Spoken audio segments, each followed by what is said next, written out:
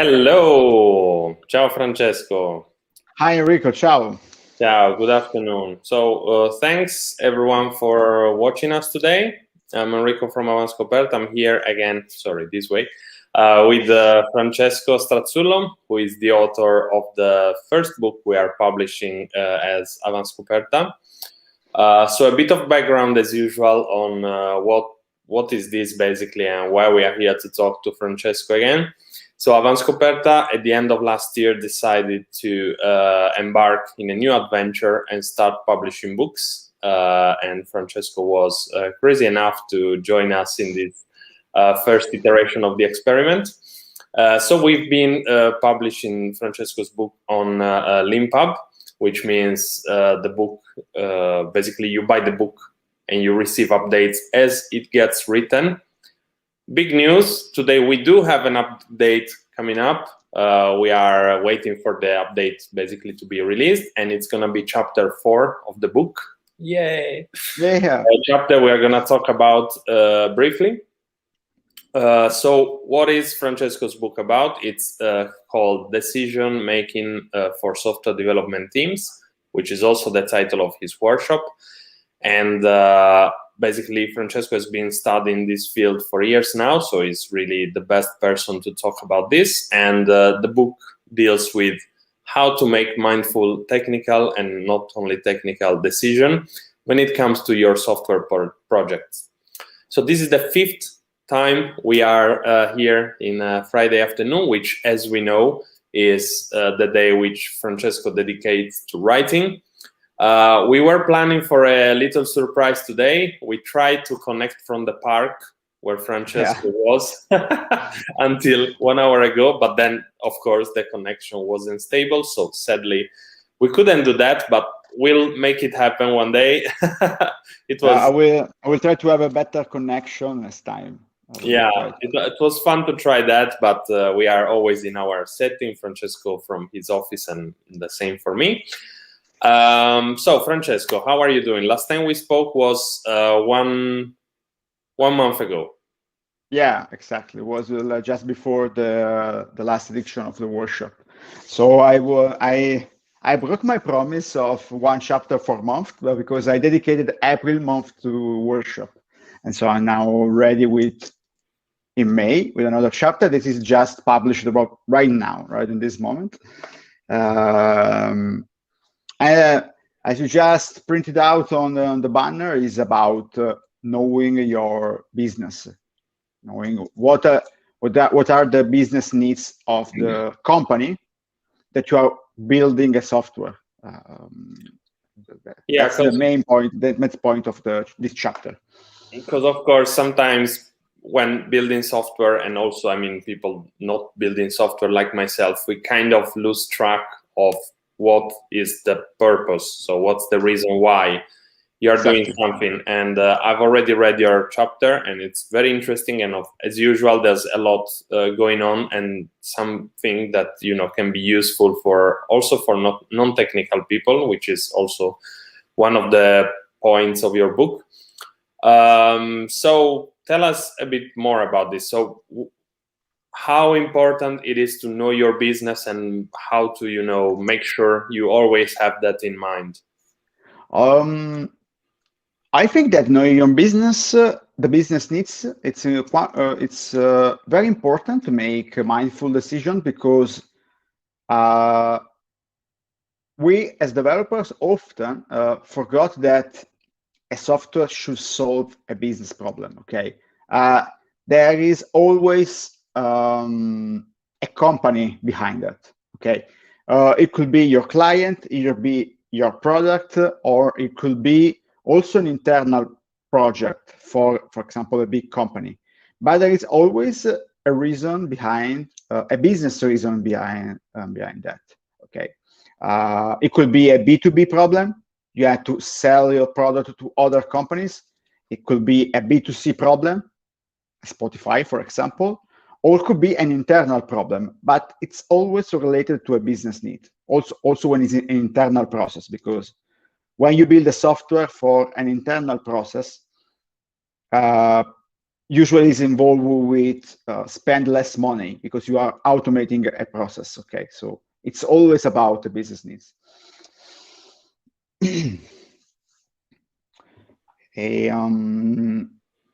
But there's also something more deep, and that I write about at the beginning of the book, and it's knowing the reason why your company exists in the first place. It may seem strange, but while every company should make money because they need money to survive, okay, and this is about the business, okay, the business part of a company, how a company is making money. But most of the time, successful companies exist for a reason that is not just the money, because you can make money in a lot of ways. Avanscoperta is a reason to exist that is not just to make money.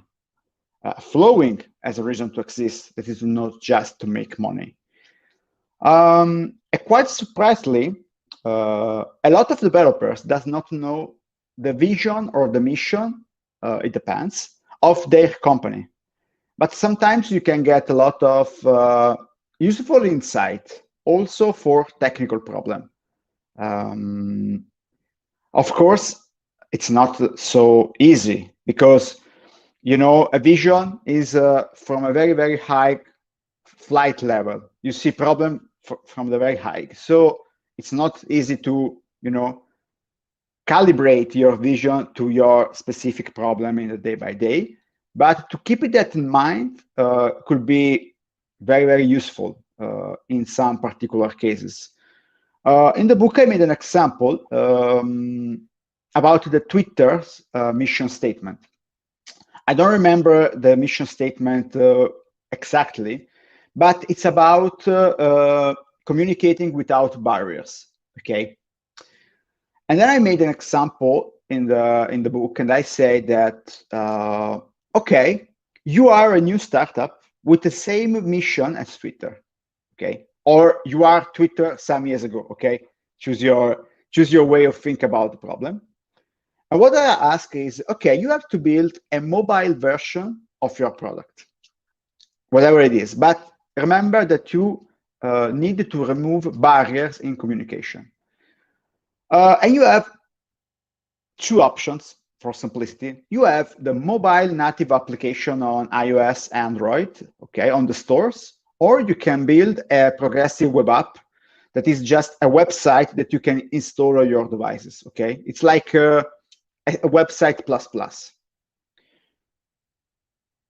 Not knowing anything else apart the mission, okay, this is, of course, it's not true, but imagine that you know only the mission of your business.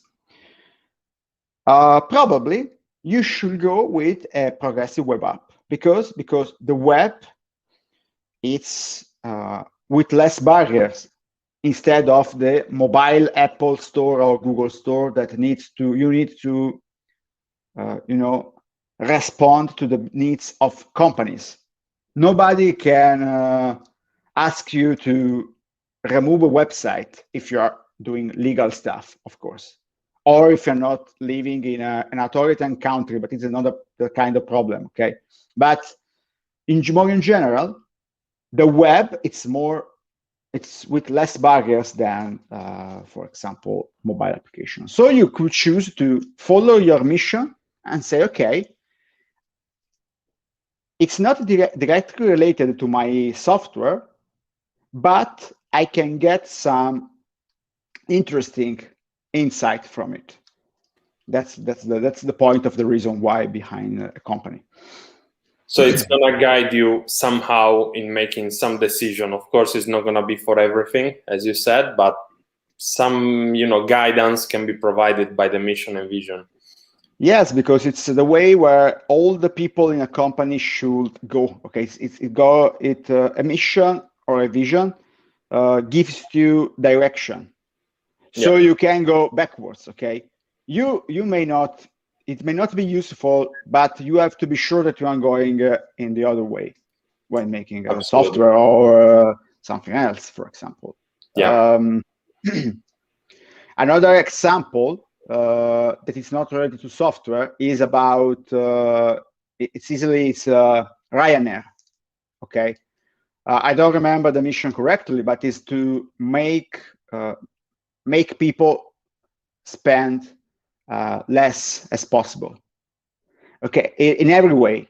The main point is you have to spend less as possible as not as a driver, okay, not as a company, but as a passenger. And so you can, for example, you can propose something that costs too much to the people as a feature, for example, for a software. That's the point. It's not always guide you, but it's like, you know, a safety net. Absolutely. And imagine that the mission is, I don't know, maximize profits. You would make the opposite one, right? Exactly. Yeah. Cool. And I think I also saw something in the book where you mentioned that in Flowing, you do have something in your Slack internal directory to always remind you about the vision. Yeah, exactly. It's not a directory, it's a command. If you type /vision, it automatically the message is our vision to, you know, apart from joking about that, because we have Slack command for everything, but it's because we are a remote company, okay? So we don't have walls where we can print our vision. So Slack is our office. So that's the way we decided to use to actually remind our vision every time that is necessary. Okay. I think it's very handy. And also, you know, even, you know, sometimes you might lose track of it or just not be sure what was it exactly. Yeah, exactly. You may, I think that everyone in Flowing remembers it, but you know, you can remember the article, the exact article, the site order. And so sometimes, okay, /vision, it's like having that on a wall. Absolutely. Some other company use a Trello board for that. Okay. They have a Trello board where they have everything. I think that we also have a Trello board for our knowledge base, and we also have the vision in the Trello board. But you know, Slack is more handy. Absolutely. You have when you talk with people and you need to make a decision, you can bring it out. Yeah. /vision, and that's it. Here it is. So talking about, of course, knowing your business, reasons why, mission and vision, at one point you also have an example of how to use the business model canvas. So in which way does this help? In your opinion? Okay, the business model canvas is a way to define a business, okay, whatever it is. It defines how you make money, bringing a value proposition to a customer segment. Okay, that's the whole point. It does a lot more because it also explains what are your partners, what are your activities. But in the book, I concentrate on the two blocks that are the value proposition, what are you providing to customers, and the customer segments. What are the categories of your customers? Just with two blocks, you can get a lot of useful information for technical decisions. For example, if you work for, I think in the book I use a bank as an example. I take two banks. They have to build the same software and home banking, a classic home banking stuff, okay? Nothing too fancy, but one company has a target students without money because they don't have a stable work. Okay. On the other hand, you have a bank where their main customer segment is wealthy old people. Just this information gives to you a lot of information, a lot of insight about technical decision. What I mean is, for example, if you are very old, that this is just my speculation, okay? But the point is that I'm talking about my customers and not about my product. For example, if you have very old and wealthy people, you probably are afraid of computer and technology in general. I'm imagining my grandmother, for example, okay? That is old, but it's not wealthy, just to, just to be clear. But the main point is that you have to build trust with your customers in that specific case. So, for example, you have to put a lot of effort in security and in the fault tolerance. You know, your application should never seem broken. Also, when there is a malfunctioning, you have to manage it gracefully, because your users are not aware that shit happens when working with technology. On the other hand, if you're working with young people that they use the phone for everything and they have less money, you can say, okay, I can spend more on fancy stuff, or to build something that connects with social network, for example. And if I have to choose, because the point of decision is that I have to choose between two options, I can manage an error, because in a way they are, you know, they know that something is broken, because people that use software every day, also famous software, knows that shit happens, okay? And this may seem a very, very stupid assumption, okay? Because I took two extremes, very, very young people and very, very old people. But it's just to demonstrate that knowing your customers, knowing who is paying for your software, it's crucial to make a decision. Without this information, you are deciding blindly, based on your own assumption. Because, for example, you as a developer, you are assuming that your software should be as bug-free as possible, okay? Because we love in that way. Sometimes it could be not the point. It should be, you may have customers that they can accept bugs. Imagine, for example, other developers. Okay, if you are a customer at other developers, they know that things keep broken, and they can, in a way, forgive you. Okay, and you can take the same money or time to make other stuff that could be useful.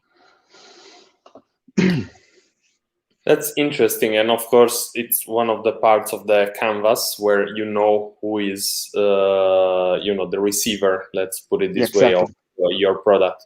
So, in the companies you work for, or as a consultant, let's say, have you seen this happening more or less?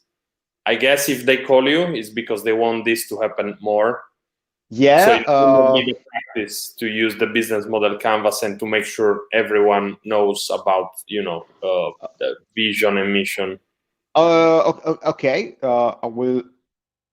There are two different approaches to this. The first one is when we work as a team to develop a software. Okay. In that case, before start writing the first line of code, we make a discovery meeting when we do a lot of you know, exercises together with the team, with our team and the team of our client. For example, we do Avanstorming for understanding the flow, understanding what we have to do. But, you know, it's about the features, Avanstorming. And we use, for example, business model canvas, or also other exercises that I will explain later in the book, to understand everything else. What is the context when we have to build these features? And the first thing that we ask to our client is, do you have a business model canvas? Do you have, or an elevator pitch? So do you have clear what is your customer, what is your value proposition, and so on? If not, we usually do with them some kind of user research to validate their assumption on the product before starting writing the first line of code. On the other hand, sometimes when I am a consultant and I'm helping a team to make a decision. So they will build the product, not our team. I will ask for a business model canvas, but I have to say that sadly, most of the time, they don't have it, or they don't have access to that information. In that particular scenario, I use another simple exercise that is called the elevator pitch. That is just, an elevator pitch is a way to define a business model in a couple of phrases, okay? So as an exercise to do that together, I try to write down the business model of the company in a phrase. We build software that runs fast, for example. Something like that, very easy to remember, but what I need in that case is that the team should have a shared meaning of success.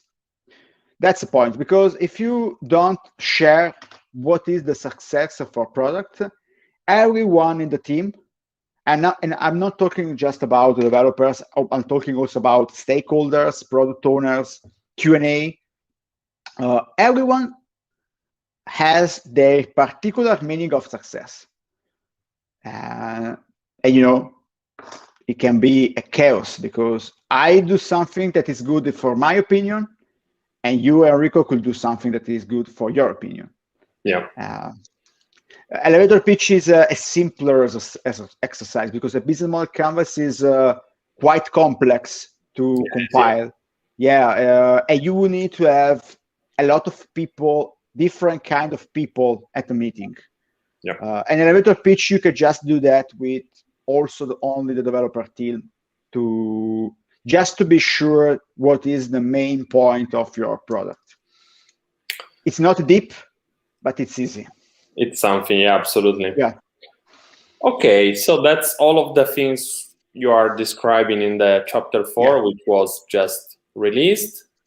Before we close for today, I wanted to ask you, because from last time we spoke, there was the workshop in between. So as you might know, Francesco is the author of a workshop, again, titled Decision Making for Software Development Teams, that we did at the half April, so 1 month ago. But we are doing again for the first time in English on the 1st and 2nd of July. I'll drop the link here in a second so you can have a look. But in the meantime, I just want to ask you, so what can we expect to learn at the workshop? And the why workshop, more in depth? The workshop, you will learn, there will be a focus about technical decision making. Okay, so choosing languages, frameworks, and architecture, microservices, monolithics.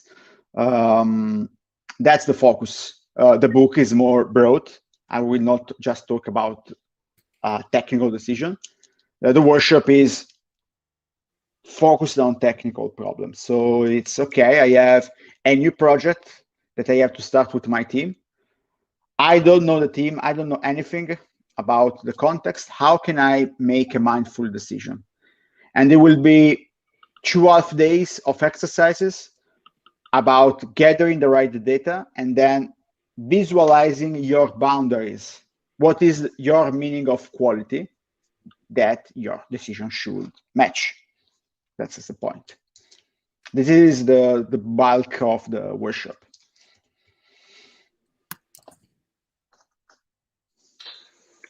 Okay, I'll drop the link here. That's super. And when you talk about user research and gathering data, if I'm not wrong, that's going to be part of the work in progress chapter that you are writing with your colleagues, right? Exactly, yes. Because it may seem completely unrelated, but it's very important. Do you remember I talked about barriers, okay? Yeah. When I'm talking about Twitter mission statement. But I made an assumption that the barriers word in the mission was about political barrier. Right. I made a point about my personal meaning of barriers. It's political, because I'm a developer, so I know most of the things that happens in the developers world. So I know about progressive web app, for example. Yeah. But if your users are not developers, they probably will not know about progressive web app. So the progressive web app could become a barrier. And so, itself, that's the point. So I wanted to build, and I needed help because it's not my work, to talk about the users, because if you don't know your user, you are making an assumption, like I made it when I explained about political barriers. Because if you have, old people, for example, they probably need the store because they trust Apple's, the iOS store. They will never think about going to a website and install a website. It's something that is all alien for everyone that is not a developer, for example. But to know if which of the two meaning of barrier is true, you should ask the customers or the users, okay? It depends, because if you are B2C, their users are the customers. If you are B2B, who use the software is not who's paying. This is another subtle but important difference. Super. Okay, so yeah, looking forward to the other chapters as well. But definitely, we do have a lot to read on and learn from the fourth, which was just published. So I guess that's it for today. We'll meet again in June for the last one of these lives. Then we'll leave you in peace to write the book. Okay. It's summer. Everybody should go outside. Yeah, also because the situation is easing up. Yeah, exactly. So holidays and stuff. Hopefully, all of you can do something after this difficult year.